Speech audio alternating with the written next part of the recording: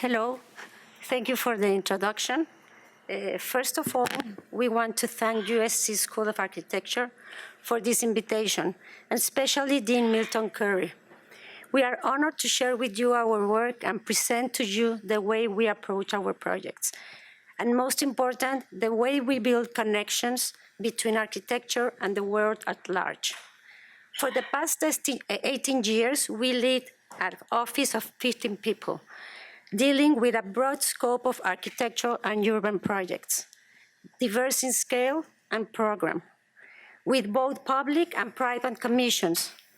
Our office research, build projects, curatorial practices, as well as writings have been forms of expanding the conversation.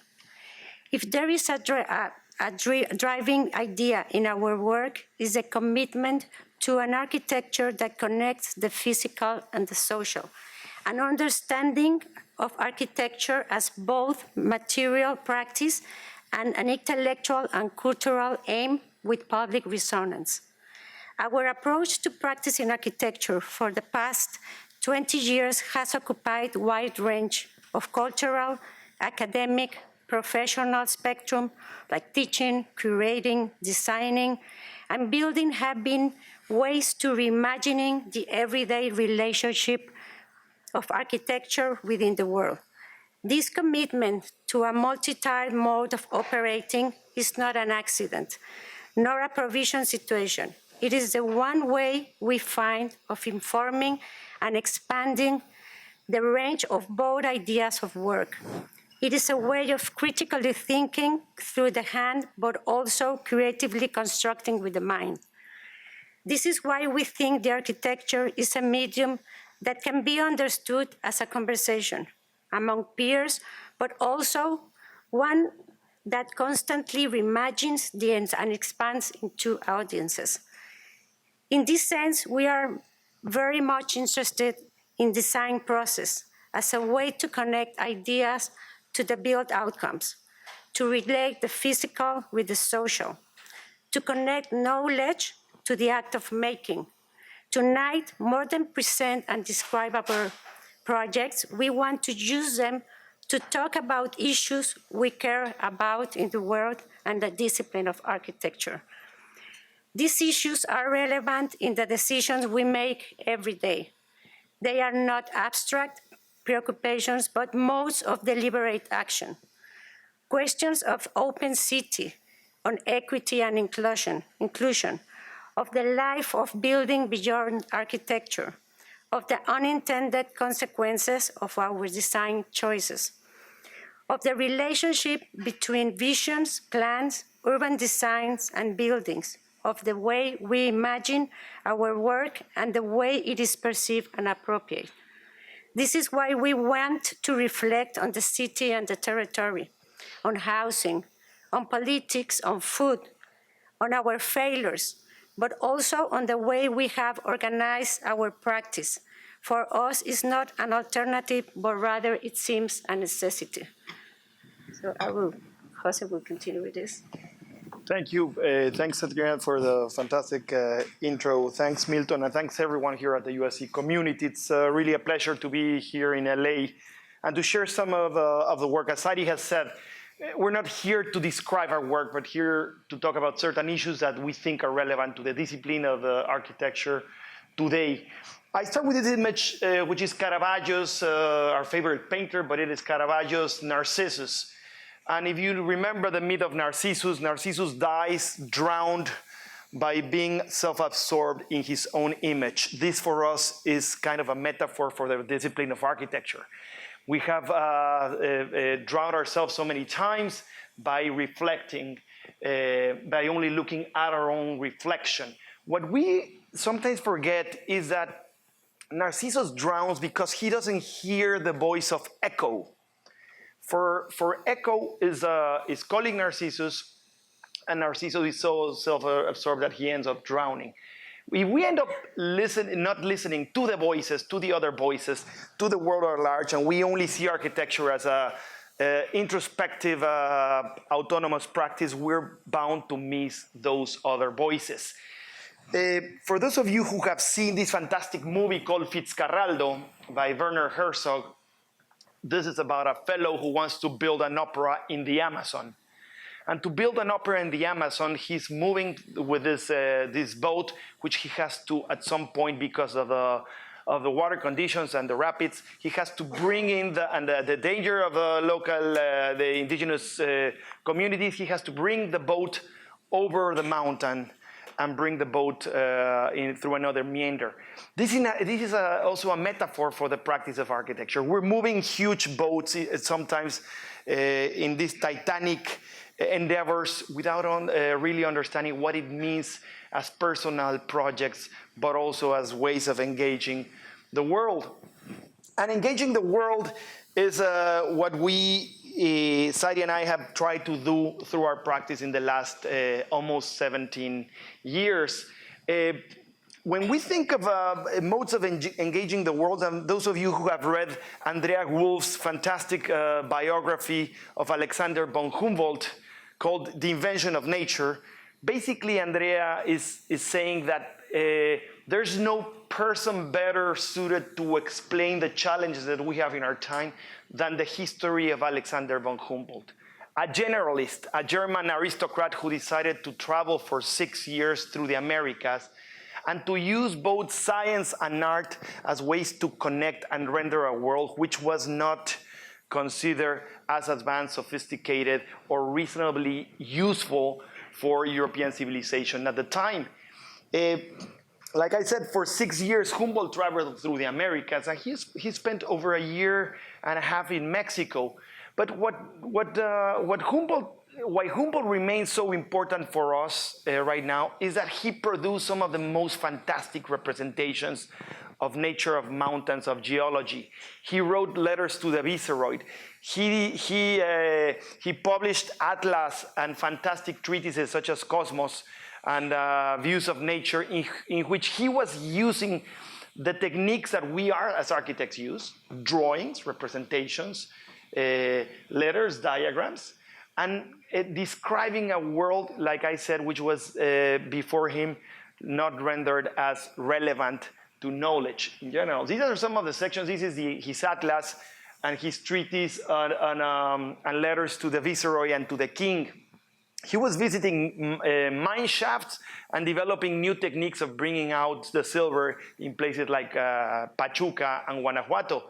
But he was also imagining how to drain a canal through Mexico City in order to avoid the problems of flooding. For us, what we think that is relevant today is that this connection of science and art, this connection of these amazing representations, these are called the Naturgemaldes, or the views of nature, in which in one drawing there's so much content in terms of physical descriptions, sort of artistic representation. This is of a volcano in South America. But for every level, he's saying what type of vegetation, what type of fauna you're finding in every level and altitude of the volcano. Think of this as the most complex detail section that you can imagine. But when we look at Humboldt's narratives, Humboldt laid out some of the ways of approaching nature in such a way that connects us to the real challenges of today. Basically, the question of climate crisis and the way that an integrated systemic system of natural phenomena act and shape our professions. I don't know how many of you saw and read the article a couple of 3-4 days ago at the New York Times about Paul Romer, the Nobel economist, visiting Burning Man. This is an article written by Emily Badger, and I think this is also relevant for us because in a way, Paul Romer visits Burning Man. Why would an economist in his 70s want to visit a place which was until a few years ago until a few decades ago, synonym of hippie culture, and nowadays more a bacchanal of excesses and nakedness. Well, because Paul Romer is interested in cities, and he's interested in the way that we can connect physical transformations to political and to economic actions. Economists tend to see cities as labor markets.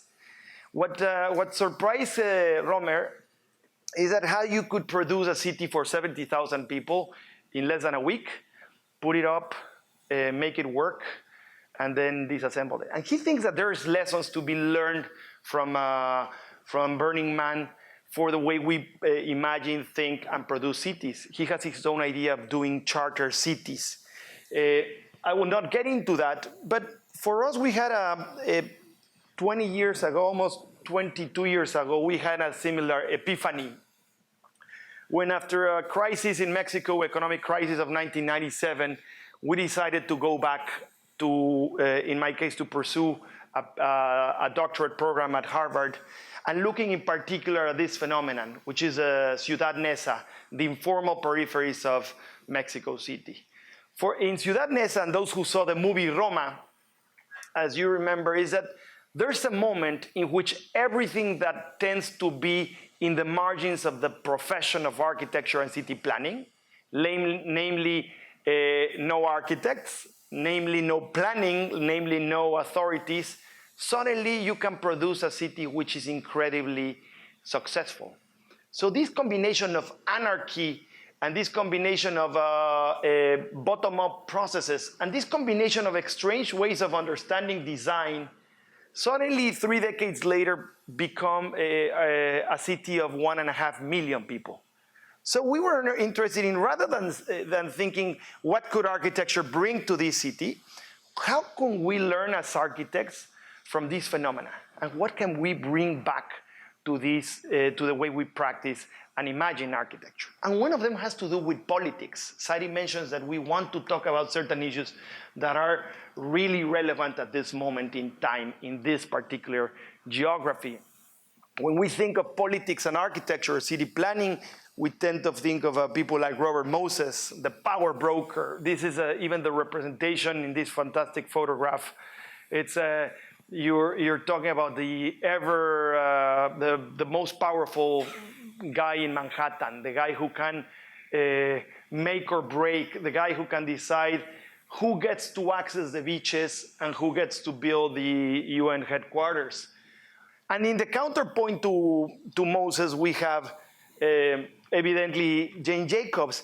But in my mind, and we like to think that politics is far more than that.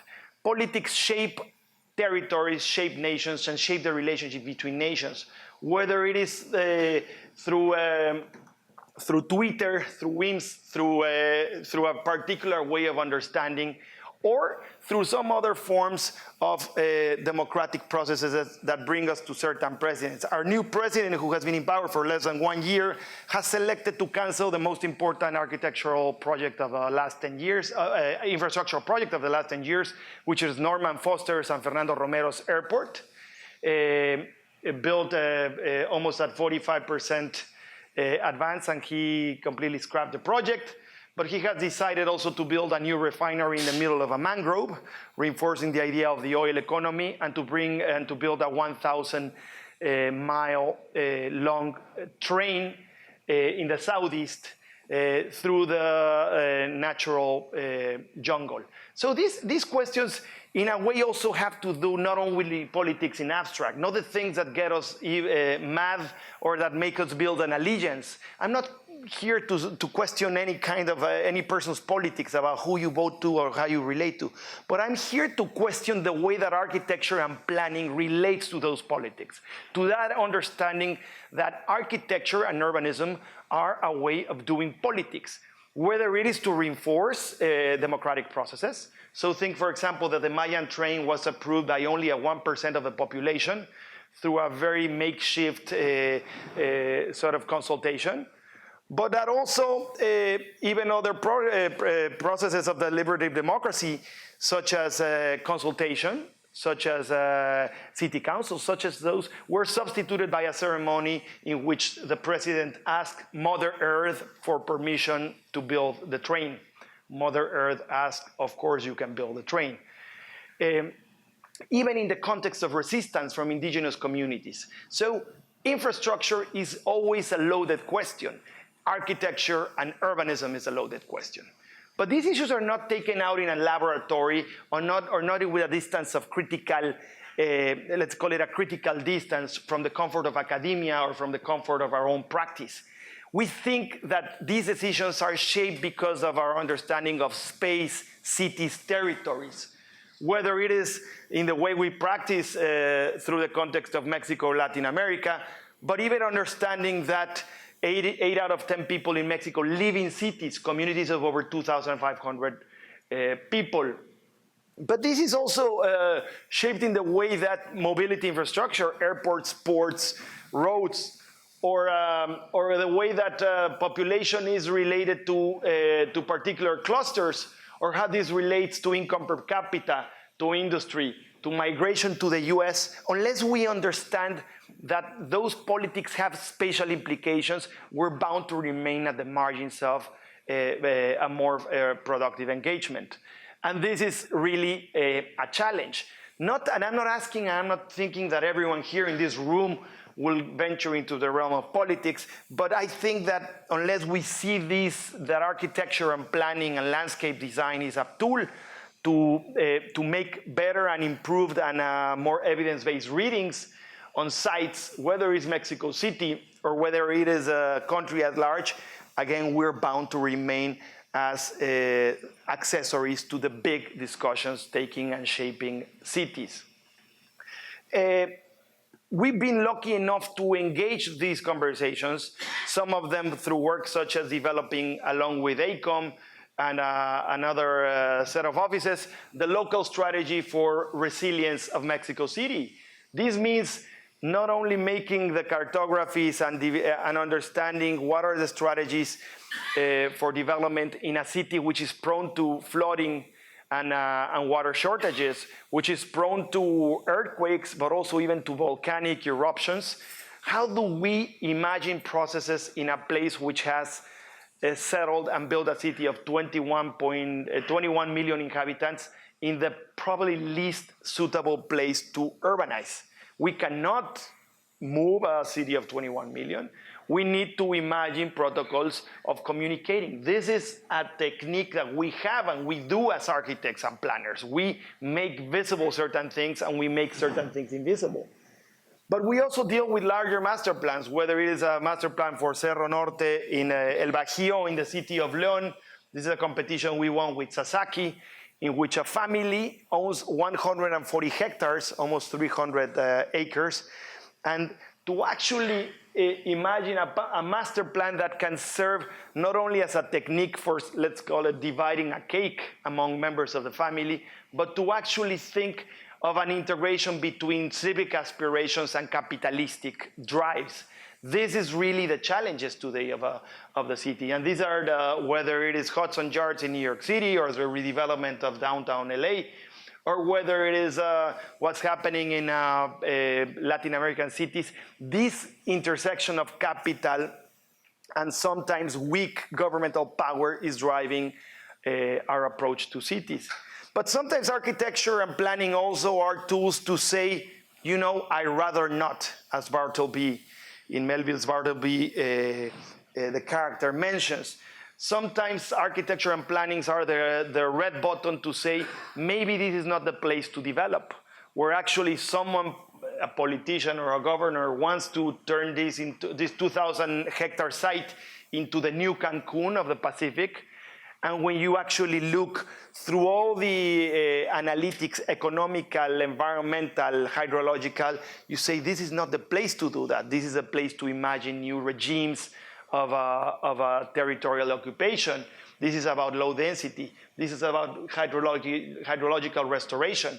This is about ways of giving value to the coastline which don't have to force and reinforce the idea of hyper development. But sometimes architecture and planning have to deal at this scale of subtlety. But it also happens in a master plan we are developing close to Chichen Itza, archaeological site in the Yucatan Peninsula, visited by over 3 million people every year, but only a few of them get to spend the night. They go from Cancun and back to Chichen Itza and back because there's really no infrastructure or touristic infrastructure. Can we imagine processes of transformation that are not, again, disregarding the environment, natural communities? Can we imagine forms which tend to be more suitable, not only culturally, but also in terms of approaches to the site? And we show these examples not as only like celebratory moments. We're dealing with these contradictions. We're dealing with a moment that we need to address the questions of sprawl, that we need to say, how do we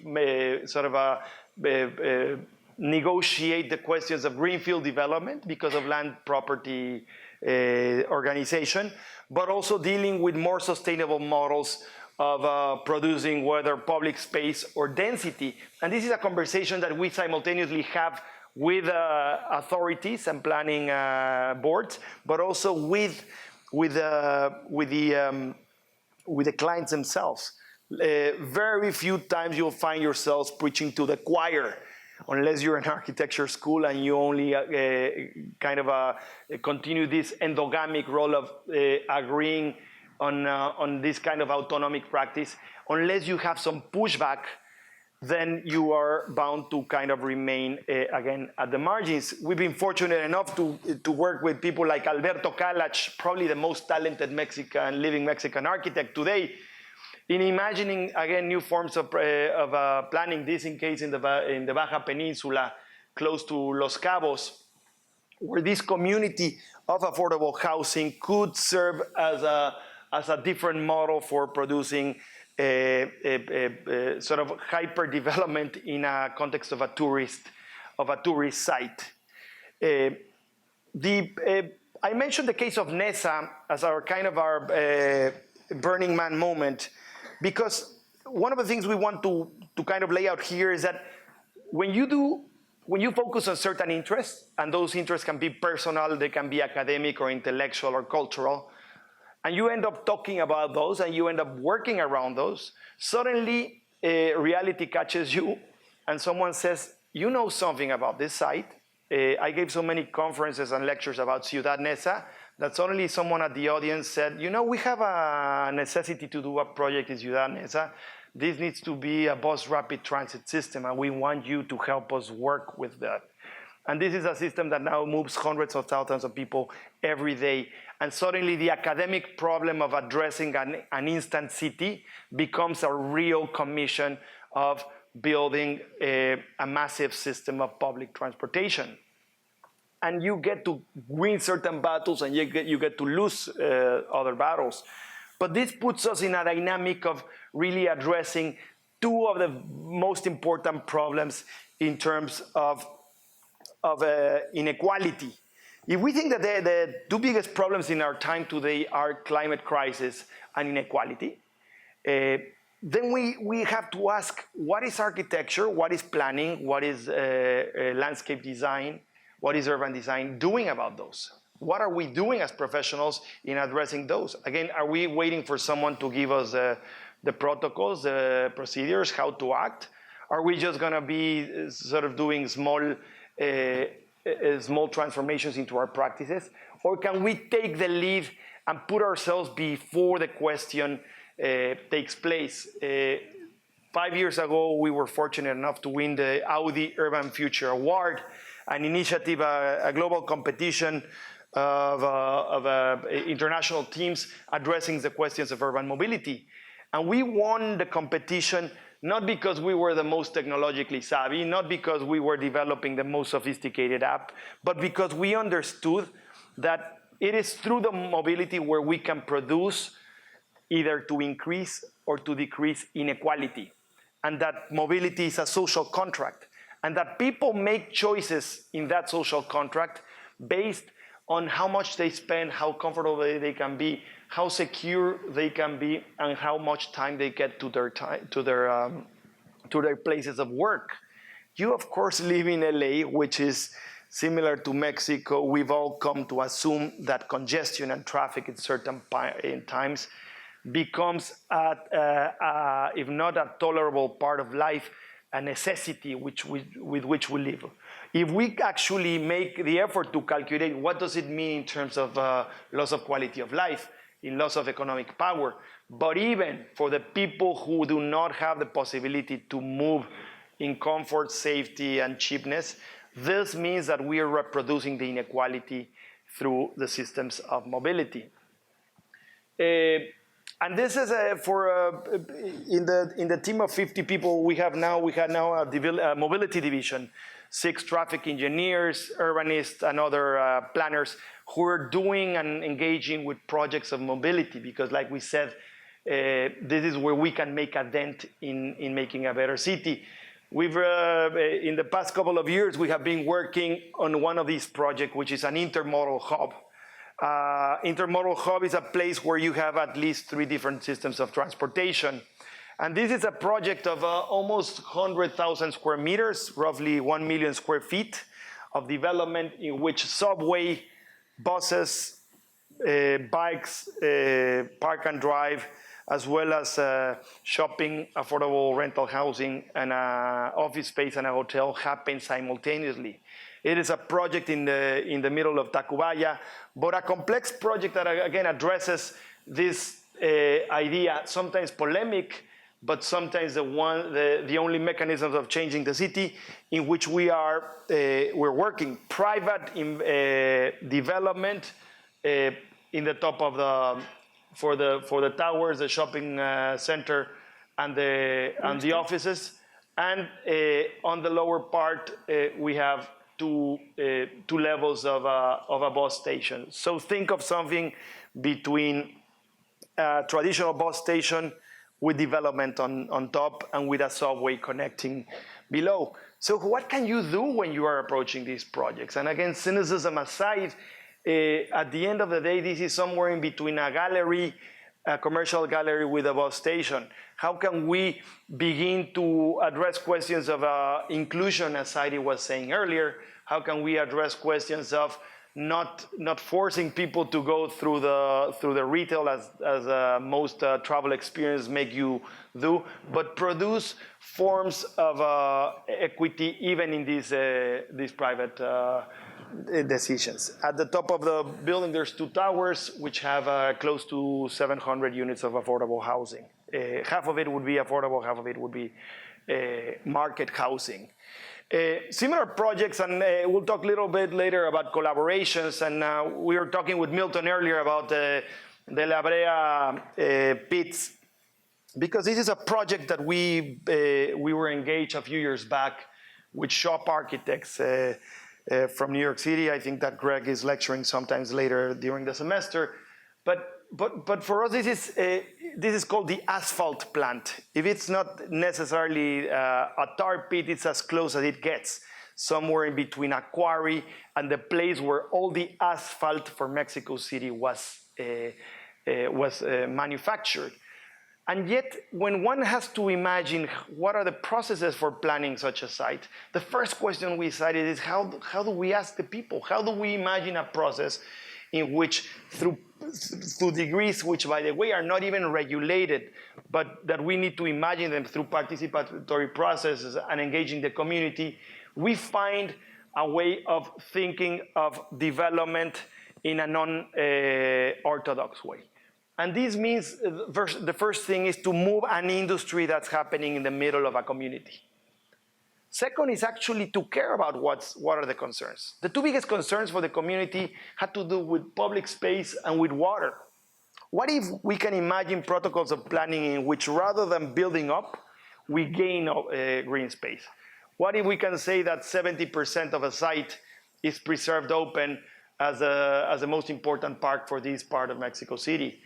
What if within the context of all the model of development, this kind of almost sterile urban design decisions, we can produce moments in which the concerns of the community are addressed in a physical and spatial way. And these are the kind of the trade-offs, and these are the kind of the negotiation points between public and private development, where you can actually, through design, through techniques of planning, through works of architecture, at the end make sure that the built environment is better than the one we found it when we started. And of course, you can say many things about the architecture. You can like it or dislike it, but in a way, we're thinking that it is in the process of thinking through planning and design that we can expand the conversation.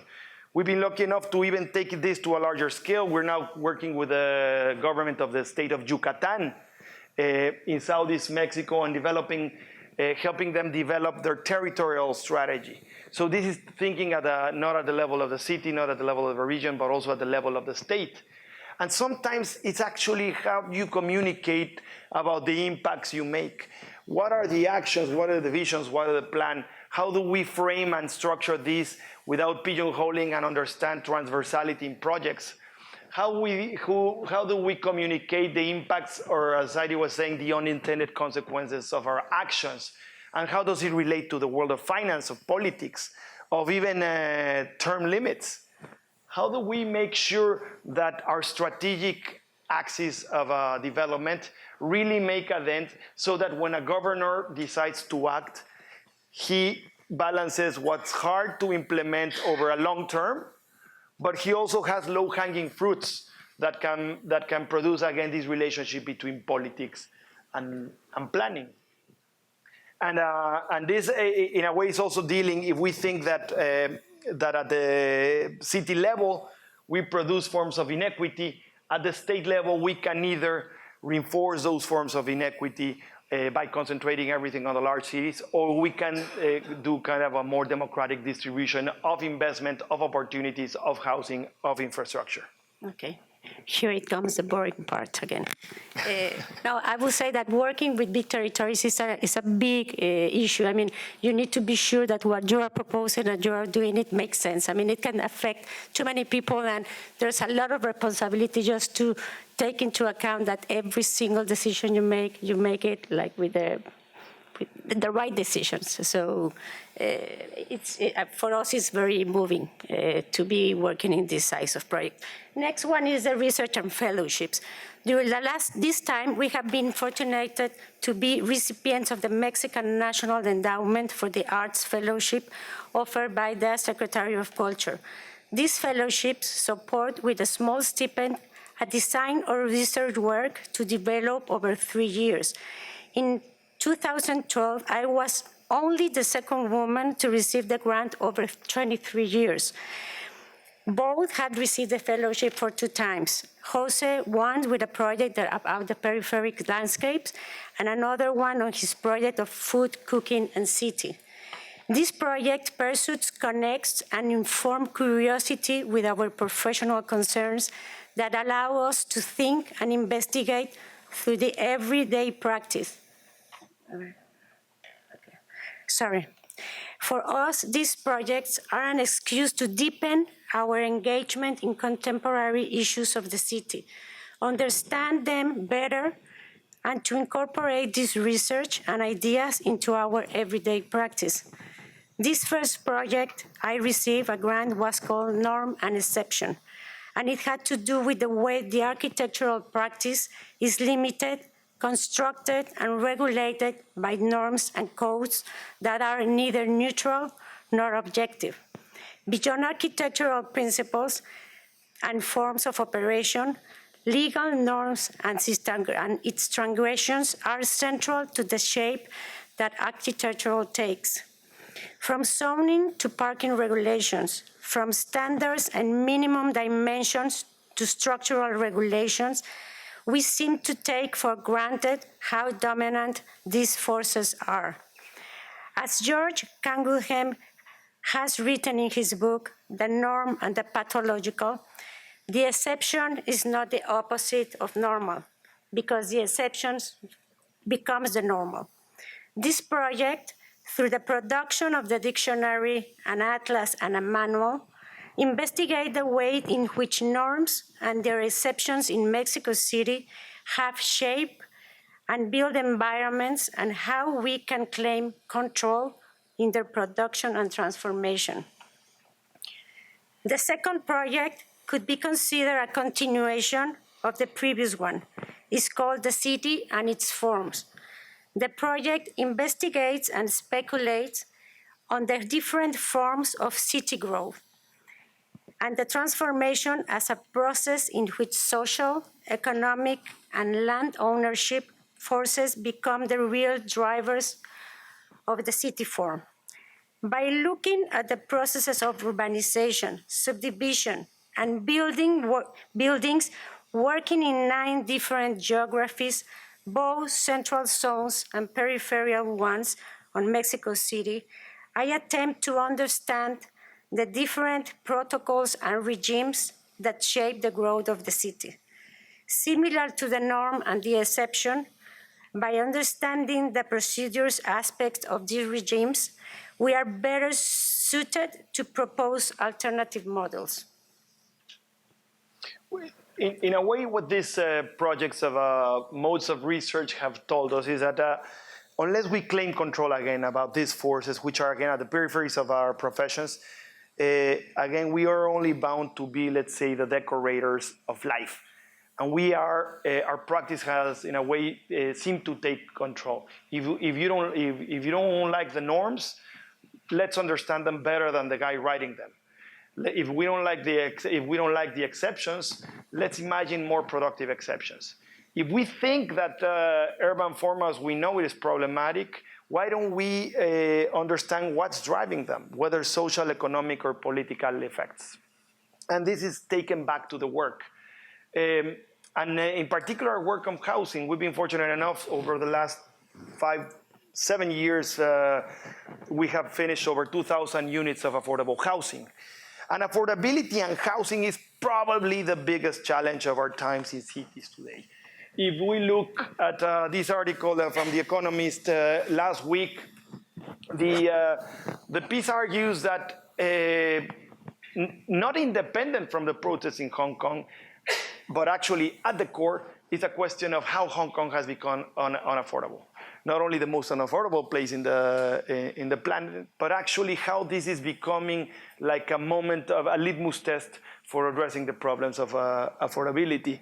For those of you who were listening to NPR yesterday or read the news, there was a Trump team meeting with Mayor Garcetti yesterday and addressing the questions of homelessness. We can look at again with forms of cynicism, like say, the deaf leading the blind, or vice versa. Or we can say there's something within the context of architecture that we can do or we can imagine beyond our traditional autonomous work. There's ways of engaging the politics of this. Just a couple of hours ago, the state of California approved rent controls at the state level. This means that there's people within Congress, there's people at the level of municipalities, boards, states, and federal sort of government making these discussions. How is this shaping cities? Do we think that rent control is the solution, or do we think that we should focus on more housing production? Do we think that opportunity zones are really the answer? Or do we think that opportunity zones is just a loophole for other forms of high-end development? We can look at these things critically, or we can begin to change those things. And we change them through basic conversations. And that we were focused on understanding architecture as a platform of addressing these challenges. This is housing at the periphery of Mexico City, a project called Las Americas, developed by Consorcio ARA, one of the biggest home builders in Mexico. 13,000 units of housing built at the edge of Lake Texcoco, actually the site where the Foster's Airport was being built. We may like or dislike this. I think everyone here would agree that it is incredibly problematic. But we are, in a way, if we become agnostic for a moment, is that there is something going on that allows or forces, that engenders or facilitates this model of housing being the dominant model of housing. Because this model of housing existed as a response to this other model of housing, which was the informal urbanization. So this is bottom up and this is top down. And these two, and this is not a kind of Photoshop, this is really the 10-feet wall dividing these two modes of approaching architecture. we can become, as they say, bourgeois, sort of armchair Marxists or bourgeois commentators, being critical and intelligent about these two models, or we can actually begin to say, what are the challenges of housing today? What do we talk about when we talk about housing? Do we talk about housing for 16% who will not deal with cities? Such as projects in Yucatan, which we have worked, a project in Tetis, Yucatan for rural housing, or emergency housing, such as the one we finished in San Mateo del Mar following the reconstruction of the earthquakes of 2017. We're working and led by a fantastic team by Carlos Sergio, a government official who commissioned works from 30 different firms to do pro bono work and bring in affordable housing with different elements that could address flooding, that could address storms, that could be more sensible to both construction techniques, but also to mass production. So this is like one way to do it. But the other way is to actually think of that 84%, where you move the needle, where you have a chance to say, there's a different ways of thinking. We use the techniques of architecture. We deal with typology and morphology. We produce scenarios. We think and analyze what are the unintended effects of each of the choices we make from form-driven attitudes. But we also do it in a way that by producing evidence, we can make the choices in a more informed fashion. What does it mean to think about a micro unit? How many ways are there to think of a 600 square feet unit? What do we deal with same-sex couples? How do we think of the changing demographics of a city such as Mexico City? How do we rethink questions of rental housing? All these, sort of the good news or the irony about this is that the same fellows who had built those 13,000 units of housing in the Lake Texcoco, we happened to run into an elevator with an acquaintance of ours, a lawyer who happened to be their lawyer, and said, Fernando, I'd like to introduce you to Saidee and Jose, they're architects. We had the 1-minute conversation on an elevator, which led to a meeting, which led to the second, the third, and fourth meeting, which led to him throwing us a bone and us biting it and say, okay, so you think you can rethink housing? Because we happen to build 30,000 units of housing every year. And we think we're fairly good at it. So unless you're able to use the techniques of architecture simultaneously, but produce a form of empathy for the person across the table, you're again bound to do beautiful buildings, which will you show in conferences to people of your own. You'll be preaching to the choir. But suddenly you can say, okay, you know what? We can do more dense housing. We can use can transform your typologies. We can build in a site where you used to build 200 units, we can build 800 units.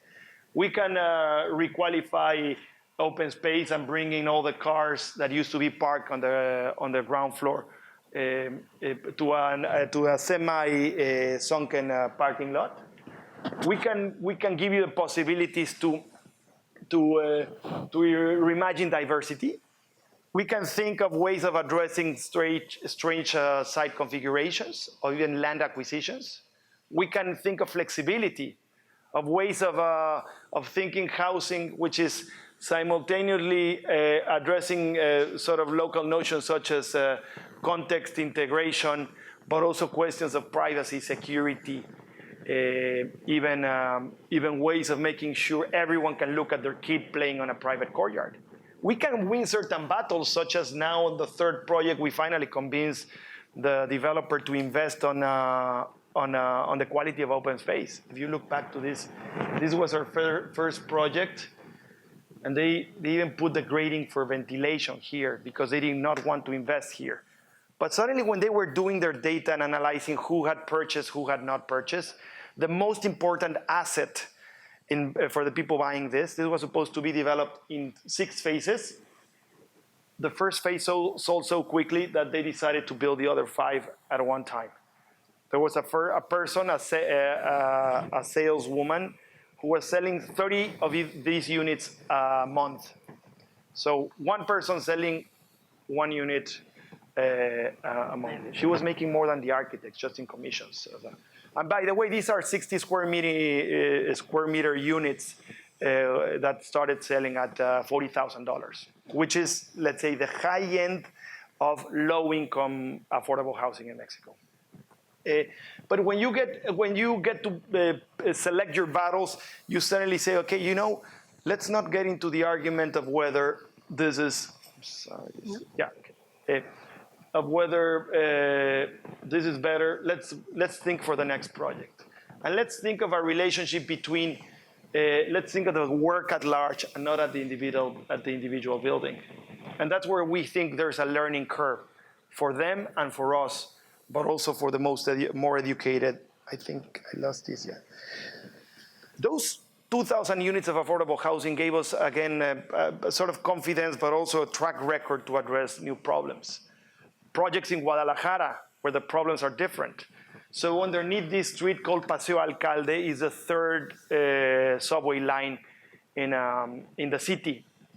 And this is actually the first transport-oriented development to be built in the city of Guadalajara, 150 meters from the bus station, just above the line, and one in which half the units are supposed to be rental housing. The other, there's actually 2 levels of co-living, and this is connecting a church to a hospital. These projects are actually just transformations of the previous ones. We're taking this. Actually, what differentiates this from the other is not that is not only that they get sold at a different income bracket, but actually in terms of space, they're not that different. There's the same 60 square meters. There's more diversity. There's variety. There's a ground floor which gets articulated with retail. There's an underground shopping, sort of a supermarket. Let's see if I think I lost it. Yeah. But this has also allowed us to work with some of the friends and colleagues we respect and recognize the most. This is a project we're also doing in Guadalajara, multifamily housing. Actually, our client is a private fund from Los Angeles, CIM. And for them to develop multifamily housing, it's actually to understand a shifting demographic in Mexico. Affordability is not going to come through this idea that everyone should buy a house or an apartment, but we need to imagine new protocols for producing affordability. This is a project we're developing with Productora, without any doubt some of the most fantastic and talented young architects in Mexico. And this is not our first project with Productora, and it certainly will not be the last. And then you have to imagine, again, where you make a dent, which are the battles you need to pick, whether it's in that project in Guadalajara or this project in Mexico City, also for CIM, in which the questions of, and this is just at the limits of the historic center, the questions of aesthetic choices have to happen simultaneously with questions of construction costs, questions of organization and management of a 42 square meter rental unit. This has, again, allows us to produce work, whether it is this other project in Colonia Nápoles in Mexico City. We're bound to break ground. It's actually an assembly of 3 different sites on 2 different streets, which will have a connection through the center, which is this one. And this, in a way, the challenges are the same. We not only need to be proficient enough or technically savvy to resolve these units, but we need to find the drivers of how capital, regulation, norms, and exceptions to those regulations change the dynamics of housing production. Just to give you an idea, in Mexico City, 50,000 units of housing get built every year. As a country, we get to build over 400,000 units of housing. So we can whine about that housing built in the periphery, or we can engage. How do we engage? How do we add value? How do we produce things which are not about ourselves alone? The third topic that we want to talk about is the question of food. And obviously, to talk about food is almost like a cheap thing to do. But we want to say that, in a way, the model that chefs had followed has allowed them to produce connections and engagement and a conversation with a broader community, whether it is the producers of food or whether it is the clients themselves, which is far less problematic and far more interesting that we find architects engaging their clients. Whether it is Enrique Olvera and Daniela Soto Inés or Gaby Cámaras, both amazing, fantastic chefs and both great friends who are opening restaurants in Los Angeles. These are the forms of producing urban diplomacy, which is becoming even more successful than architecture in transforming cities. When we look and started connecting to food, it's not only because we love to cook, we love to host, we love to we love to eat, but because we felt that food also as a paradigm, as a window to look into the world, made us think about the spaces and the territory. Bucky Fuller used to ask, ma'am, do you know how much does your house weigh? And he was asking this question as almost like a prehistory of sustainability. Things, whether it is buildings or plantations, they impact the land. So maybe the question should be now, sir, do you know where your tomato is coming from? And this is obviously a trend in which we know where our food is coming from, where our meat is coming from, who are we buying it from? Has anyone read the recent book, Where You Go, Bernadette? Or seen the film? So what does it mean for an architect to do the 20-mile house, in which everything from the house is sourced from less than 20 miles? These are questions in which the world of gastronomy is addressing actually in more intelligent fashion and more interesting fashion than we are as architects and planners. Deals with the territory. It also deals with space. And then actually, like I said, you end up working for so long about your obsessions and interests that someone finally calls you up and say, oh, you're interested in food. This is why we became actually quite friendly with some of the most amazing Mexican chefs. Because you shared a kind of conversation in which you assume that you develop empathy. You like to be interested in what they're doing and how they're approaching their problems, whether it is distribution at a global level or at a local level, whether it is the spaces and the instruments, the techniques, the tools, the procedures. These are all drawings done by our office about the tools of cooking and how they relate to space, which later took us to London. Saidee to do a research on affordable housing, and I to do a research on how food and the city has transformed London, and discovering a pig farm in the middle of London, a local gin source and distilled under the train tracks in southern London, the most amazing dairy farm in the middle of Borough Market, but also sharing food with the most amazing people. If you visit we were lucky to visit the produce market here in LA, and there's a moment where you're standing in the row, and there's a tiny doorway leading you into the old produce market. These are two worlds. The world, let's call it, of gentrified spaces, the world that we architects feel more comfortable, and the world of economic, territorial and gastronomic demands which are shaping the Santa Clara or the Central Valley of California. These two worlds are seldom seen simultaneously by architects, planners, landscape architects. We love to eat well, we all do, but when you actually engage in your own interest and you discover something else, you use that technique to look at and develop competitions. This is a competition for master plan around the old wholesale market in Mexico City, where we develop strategies, operations, and actions. We did not win the first prize, we won the third prize, but which led us to a commission later on. And even the way of communicating this had to do with engaging an audience, had to do actually with working with the community. We were the only team to do interviews, to look and to document who's living in this region, who's actually, what are their concerns, what are their interests. Actually, the smaller voice sometimes has to be the dominant voice. We did not win that commission, but that commission led us to this commission, which was to transform the sort of boutique food market in Mexico City. An old market in which, again, we needed to work with the community, 400 food sellers, and in which the architecture had to be secondary to organizing infrastructure. How do you make sure someone does not have a raw sewage under their funny smell under their stall? How do you make sure that people are proud about their market? How do you engage in things that can only make a tiny difference, whether it is this prefab sort of articulated, undulated concrete panels, or this recovery of traditional typography?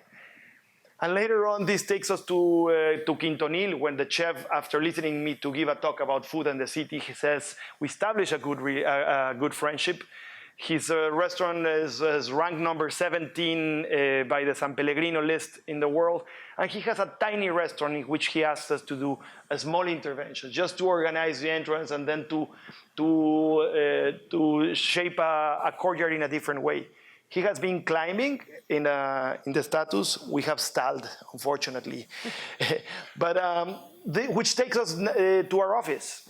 And we decided finally to say the space of the kitchen is actually the place where a different kind of social life happens, and where we actually can reimagine conversations. And we built a kitchen in our office, and every 2 Thursdays, someone from the team is cooking for everyone, and we're using this as a model of thinking about projects in a different fashion. So these are Argentinian guy doing empanadas, or this is where we're hosting dinners for clients, or this is a place where we are thinking of new ways of processing, again, the relationship between architecture and the world. A few decades ago, in one interview, and this may sound like strange coming to know what we know now, but Rem Koolhaas, who happened to be a professor at Harvard, said that he always felt uneasy with the idea of the successful architect. And of course, we can say, okay, that's tongue-in-cheek or difficult to believe from Rem. But the idea is that as architects, we are trained to never make visible our failures. Sylvia Kowalski, who's Kenneth Frampton's wife, gave this lecture 2 decades ago called Recent Failures, which I always felt like we need to do that. We need to talk only about our failures. We need to talk about the gap that happens between our ambitions and reality, between the idea of our autonomous decisions and clients' choices. But we don't talk about suboptimal buildings. We don't talk about why this project failed when we won this international competition to do a performing arts center in Guadalajara, and we got to fight with a client and something disastrous happened, a building that we cannot even call our own. We don't even talk about the way that again, aesthetic choices, and these are lessons for us, because it means that we thought that it had to do with the image, and we had to do with the tectonics, and we had to do with an organizational plan. And suddenly we realize that the discussions are taking place in different channels. And unless we are able to produce an empathy for the client, we will increase that gap. We dedicated more than 2 years to this project, and suddenly they took it off from us we were probably 80% of them, or more, 90% of the DDs. And now we don't know if it's our baby or not, because they decided to go different ways and to construct it the way they wanted. So it's really a failure in terms of it was not from us, but at the end it was a problematic project. So it was a very difficult one to lose. But in the same way, we think there's the gap of unbuilt projects which get commissioned. This is a public project built and commissioned 8 years ago. It has been abandoned 8 years. This is an office building for a producer's building in Churubusco. Change of administration. And if we visit this today, it is leaking. And it's a failure. And it may be too easy to kind of wash it and make it the responsibility of a client and of authorities and politicians. That's the easy way out.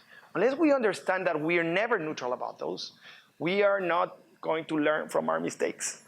We think at failures as lost competitions, whether we thought we were smarter or more intelligent or more sensible. An idea of a transformative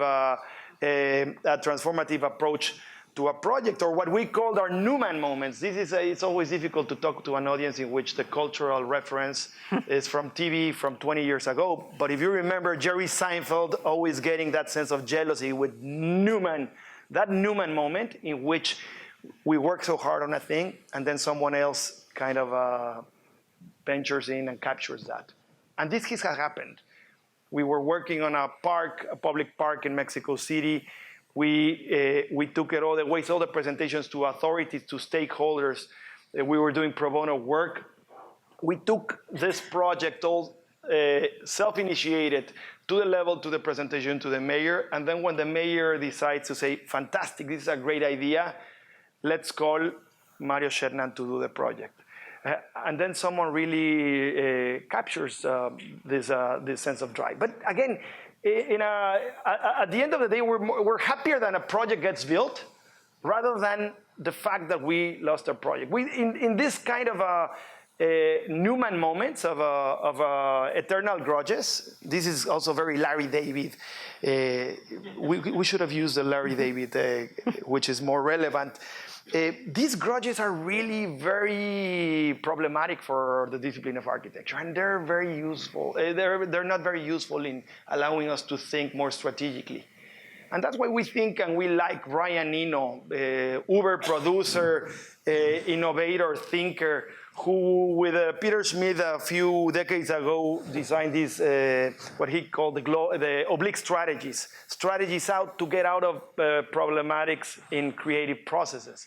But when you look at this deck of cards, which he would take out one card arbitrarily, he would find a small aphorism that could lead out of the problem of the equivalent of the writer's block or the artist's blocks. But some of these aphorisms are fantastic.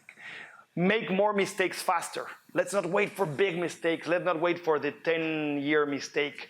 Let's make 100 mistakes of 2 months. Let's do nothing for as long as possible. This is something that maybe architects and planners should learn from.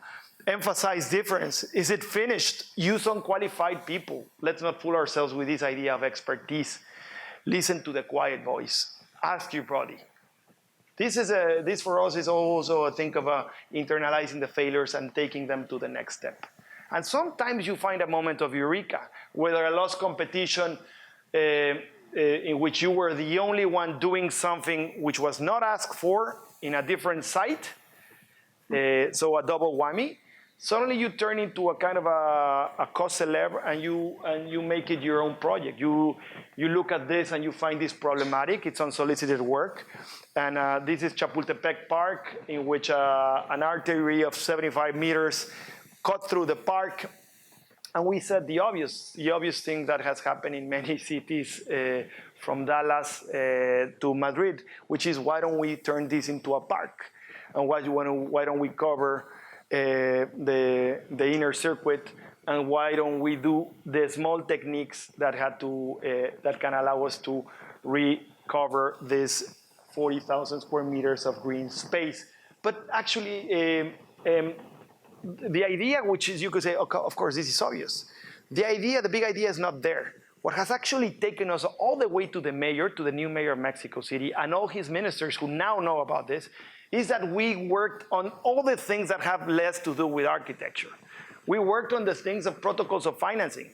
Who's going to pay for that? And we developed a system in which, through both taxation of tourists, but also through developers' fees, we could find a way, let's call it a new social contract for producing public space. So this may seem obvious, and it's almost the way to do things in many cities. Unless you're able to communicate it and to say, how's that gonna make, that vision is gonna happen, you're again really not being very strategic. Okay, on 911, on practicing as a woman architect, we live in a country where it is estimated that every year there are 600,000 cases of sexual abuse. For many women, it's not safe to navigate certain parts of the city or at certain times, whether it's transportation or in the public space, whether it is the income gap or the systematic of rooted forms of hard and light discrimination. It seems that being a woman in Mexico is sometimes an extreme sport. Just in the past few weeks, massive demonstrations have taken to the street to demand change from the institutional to the cultural. This situation extends in some degree to the professional world of architecture, where a combination of historically man-led discipline combined with rooted toxic behavior has resulted in women and minorities systematically being marginalized within the office, in credits, in media, or in shaping the practices and intellectual discourses. As a woman, but also as part of a couple, working and living together, we understand the importance of both the small and the large decisions having producing forms of gender equality. In 911, we are totally convinced and committed to promote the empowerment of women and understand the dynamics on when we need to be flexible and supportive. We have come to understand that designing our own way of practice as women should be the one that allow us to be professionals, wives, mothers, daughters, or any other role we strive to. Women comprises more than 50% of our team in 911. Of the 8 leadership positions, 5 of us are women, and 4 of us are working mothers. For us, inclusion, equality, and empowerment are not part of an abstract discourse. It is a reality we work on every day, both in the way we organize our office and our team, but most important, in the way we address and produce our work, from housing to public space and to mobility projects. We are proud of the way women engage and commit to work, bringing fresh energy and ideas and willing to take risks. At the same time, we are constantly looking to enjoy life and to discover temporal balances between work, family, and relationships. Like David Brooks recently wrote in a New York Times article, women are generally compelled to switch hour by hour between different domains of roles, home, work, office.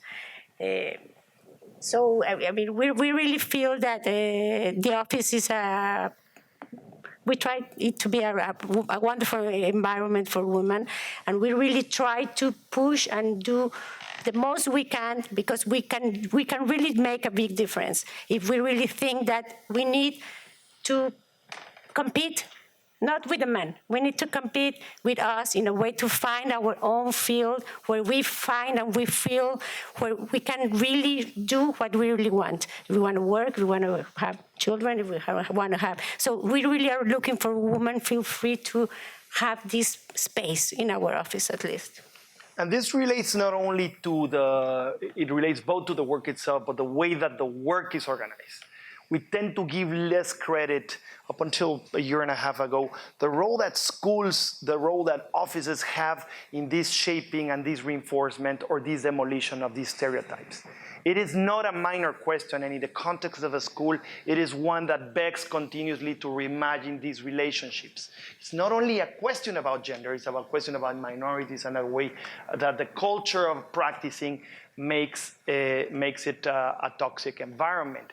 Because people spend 10, 12 hours here of their day here, we become their community.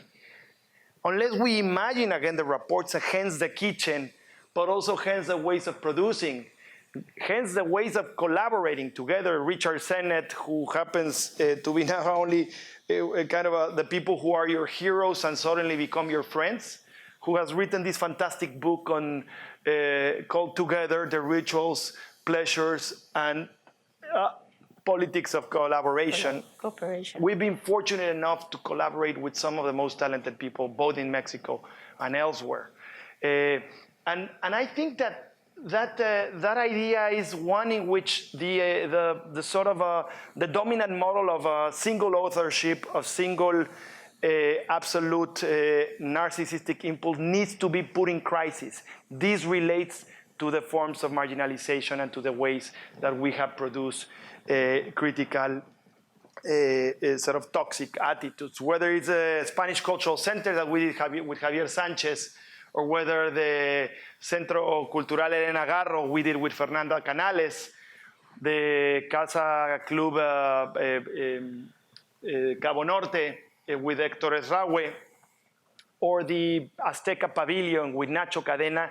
Each of these projects for us is not about the strong voice and the quiet voice. It's actually about conversation. How do we imagine architecture? How do we imagine the model of work? How do we imagine the physical space as a platform for changing our attitudes toward built space, to connecting the physical with the social? And this also relates to the way we communicate with clients. We tend to believe that a single drawings, of course, architects, what do? We draw. I like to expand it and we say we represent. We do things that have impacts and that we relate. But the processes of communicating with the stakeholders that make projects a reality or not has changed dramatically. And it's not only about the sort of the model of the developer or the public or private commission that has changed. Now we're dealing with investment firms or with REITs or with community boards or with the pro bono work we do.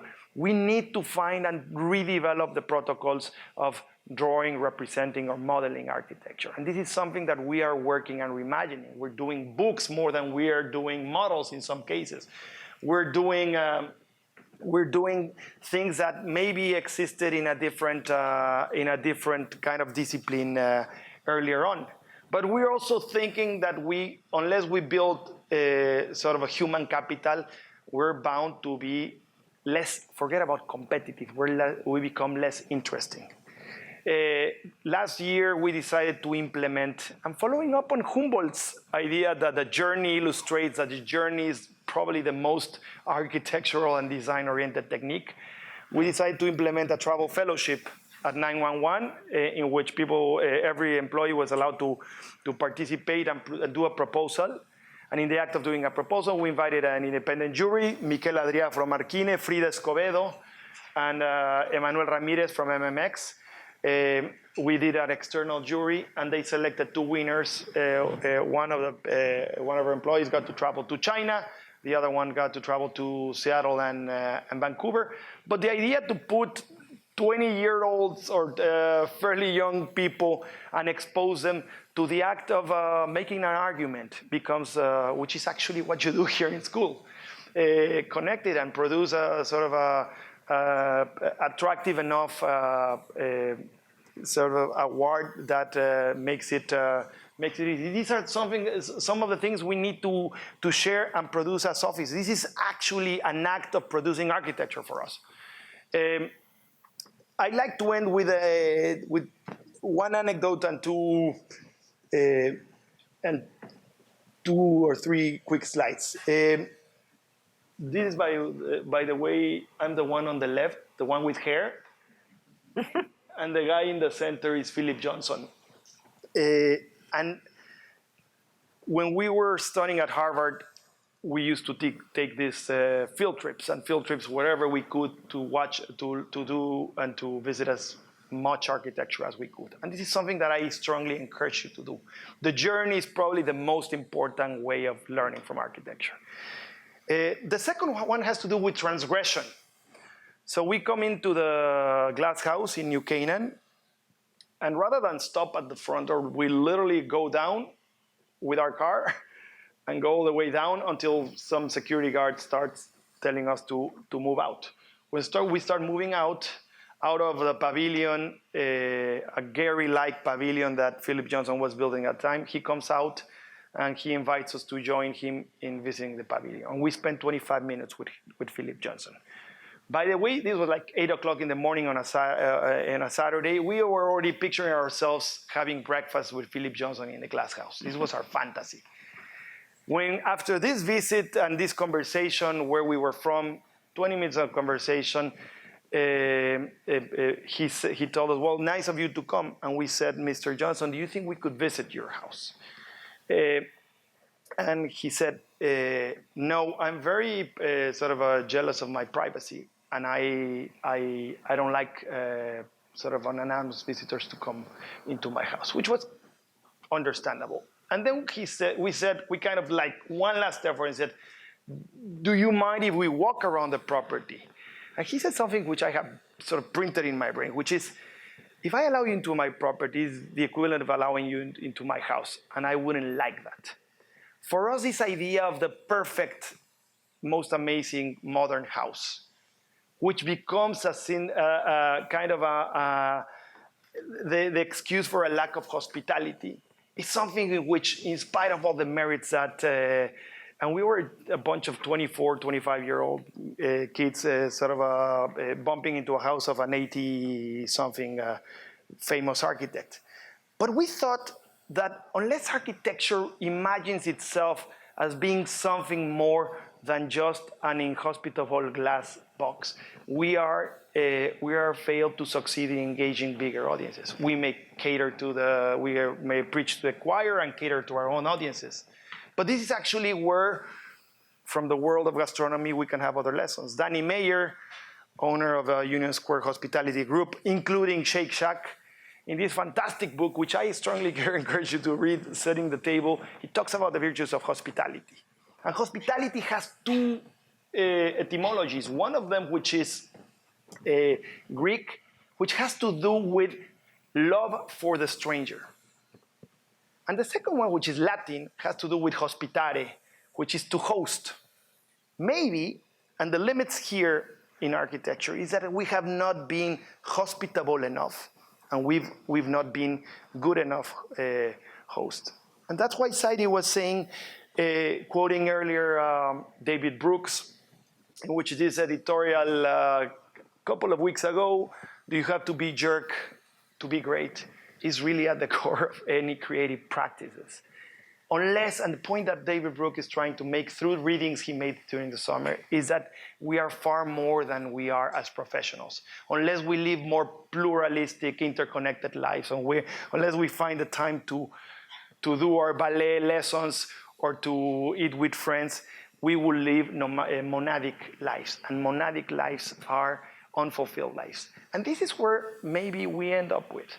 Let's have a moment of not getting too mad about Trump or our own President López Obrador.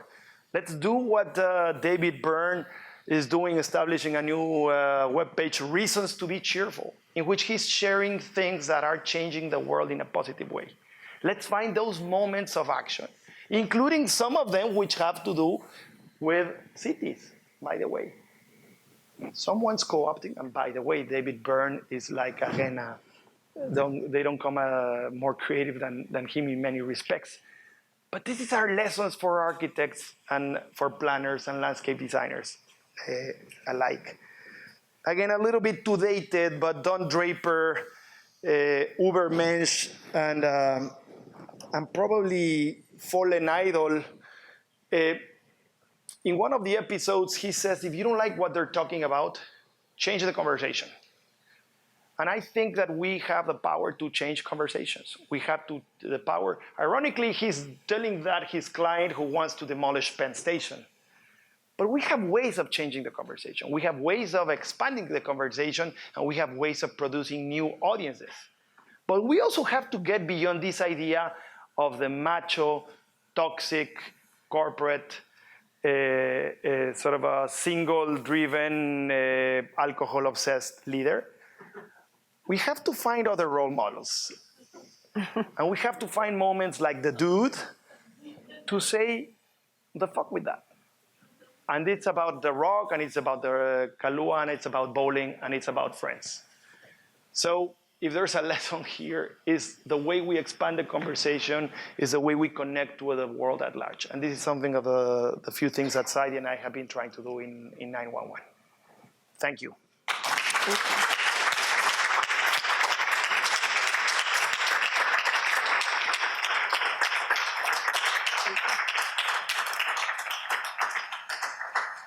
So much for the I know we've got to whisk you off to dinner pretty quickly, but if you're willing to take a couple of parts. Sure.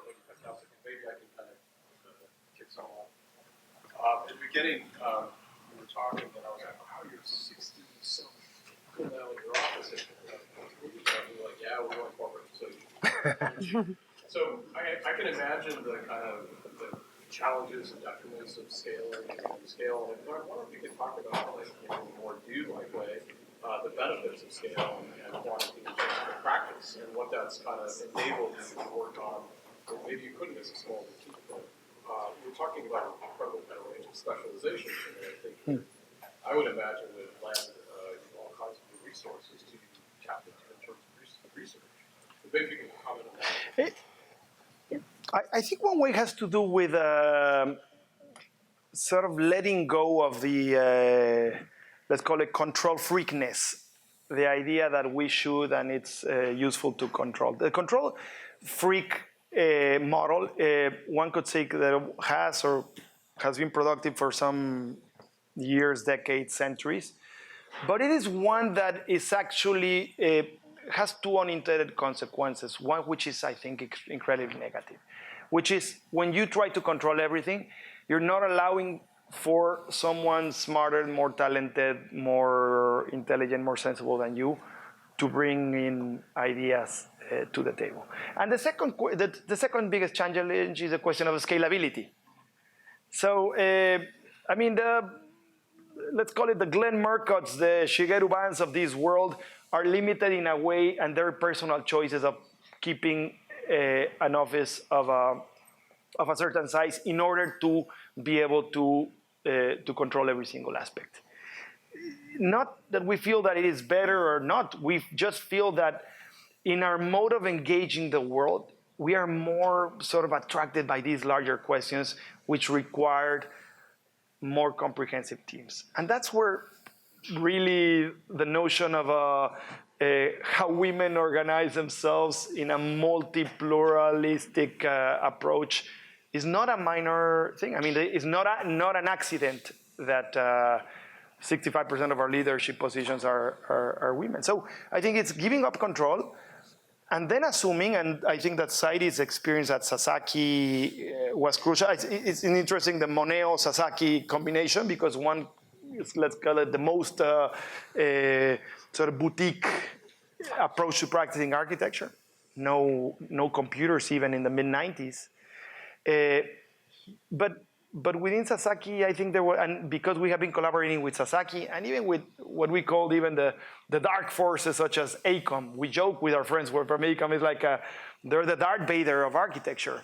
But we, and again, I mean this in the best possible way. We engage forms of interaction and knowledge which allow us to expand, and not just because we want larger projects, but because we want to have impact and social impact where we can.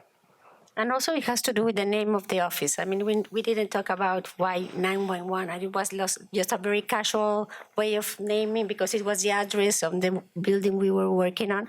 But I think it has to do with there's space for more people. I mean, it's not Jose and myself, it's not Castillo, Springall, so there's more space for people. So by doing that, we need to empower the people to become part of the firm. So it's a very open and a very horizontal scheme we have in the office, and really having people.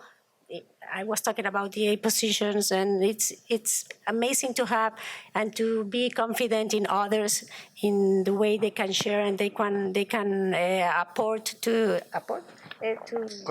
contribute to ideas and good things of doing things. So it's not just about Jose and myself; it's about the whole office.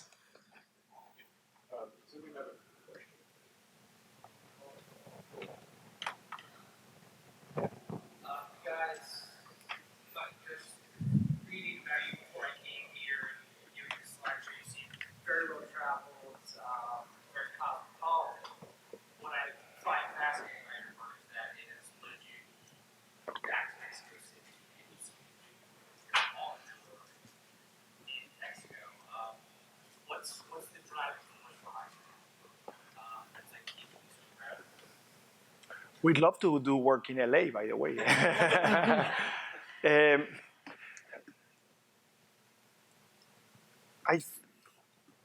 I mean, one of them is called it the geographic trait. We're born, we're obsessed, we were interested, we were trained in this particular geography. It actually took us 4 years of being away.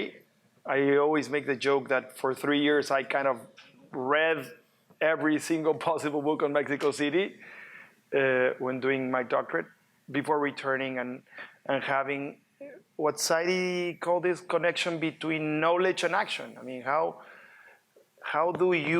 where do you have the best leverage? And I think, I don't want to sound too provincial in terms of the leverage, but we've managed to navigate this particular geography in a particular site. So, and again, this is not like the name dropping type of thing, but I'm saying that the conversations is like when the big project in Mexico City happened in an international limited competition. It was BRK Ingalls' office calling us, and then Arup simultaneously, like one phone after the other, and say, we want to work with you. And I think that beyond kind of the sense of pride, we like to expose ourselves and take ourselves out of that zone of comfort. So it's almost like not being a foreigner in your own city, but putting yourself into a sense of foreignness, and sometimes learning how to navigate. I mean, I forgot to mention, but for many years doing the tours and the trips of Mexico City and hosting people. In one of those tours, Saskia Sassen and Richard Sennett and Darren Walker were on the bus, and as I was leading them to Nessa. And later on, kind of, some of these people become friends and partners, or people we work, or people we teach with. So that's, I think we've come to foster that not as a kind of cold cosmopolitanism, but as a way of saying, let's be hospitable about what Mexico City can offer to other people. Hi. Recently started a state organization for women in architecture. And I know we're short on time, so I'm wondering if I might be able to exchange emails and ask more specifically about what interventions you introduce into the office of architect to make it more Jose, you need to translate. Sorry, I have a hearing problem, so I was not able to hear you. So. No, ¿qué es lo que hemos, what are we doing? Saidee has a kind of hearing problem. What are we doing in terms of the office? And we can of course share the info and then kind of exchange and expand. But I mean, I will let you answer. I mean, what are we doing specifically in terms of empowerment for women at the office? I would say, like, giving a voice, giving the chance, giving the opportunity to contribute, and actually to be next. I mean, I would say that if I would stay with someone in the office, I will probably definitely choose probably 5 women. And it's amazing how they are willing to risk, how they are really preparing themselves, and they are not willing anymore. I mean, we are totally different generation. It's more like generation like you guys. But I would say that there's no more space for inequality. I mean, there's no more space to see why between him and her. I mean, I think that the contemporary world is like willing to have the same, the same space, the same opportunities, and I would say that offer a free space to contribute, to communicate, to say whatever they think, to also make mistakes, to also bringing, making them part of the conversations we have with the clients, and so just be part of the whole operation of the office. I think that's been working a lot, and that gives a lot of space for anyone, woman or man, who wants to really shine or grow. And it's too easy to say that historically in this profession, but in life in general, women have, let's say, gotten the short end of the stick. But the difficult is in discovering both the evident and the not so evident ways that we discriminate. So think of a question such as motherhood, for those who desire to be a mother. One of the reasons is that there is a kind of a, and I don't know, for those of you who saw the US Open the last couple of weeks, when you look at the winners of the US Open in women, there have only been 3 women who have won Grand Slams titles after being a mother. I mean, think of the history of tennis and think that only 3 women have won tournaments after being that. We could say that this is, oh, there's something, we can invent whatever narrative we want to. We think that this type of small, sometimes unquestionable realities are neutral. We need to take command of those things. We need, I mean, like Saidee was saying, 4 people out of our leadership teams are now mothers. We're thinking that our next expansion will be a kind of a childcare facility within the office. We need to make, I mean, think of the income gap. I mean, it sounds like a bad joke, but so many offices of architecture are still practicing that as a subtle or not so subtle things. So, and the other thing, to each its voice and its choices. Saidee is making a big effort to be here because she feels intimidated by kind of the academic world. And Saidee is every morning at 7 a.m.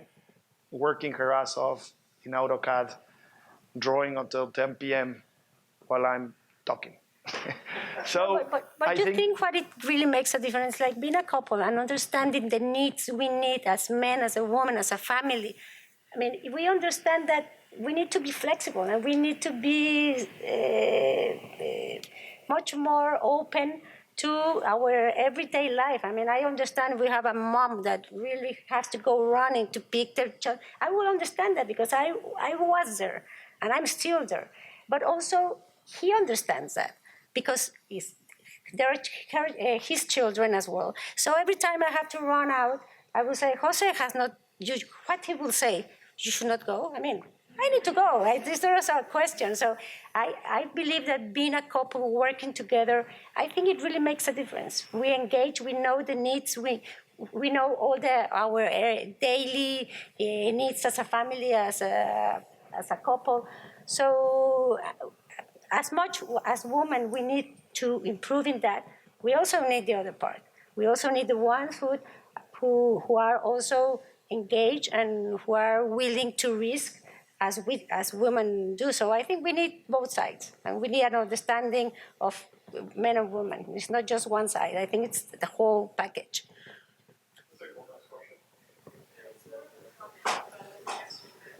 I'm so grateful you're here. This has been such a refreshing lecture. I'm so encouraging to all of us. We're working now in Studio talking about very much to do with climate change and how the building of the organism can only function when you look at every aspect and then work in a cohesion. Removing one element, the organism will fail.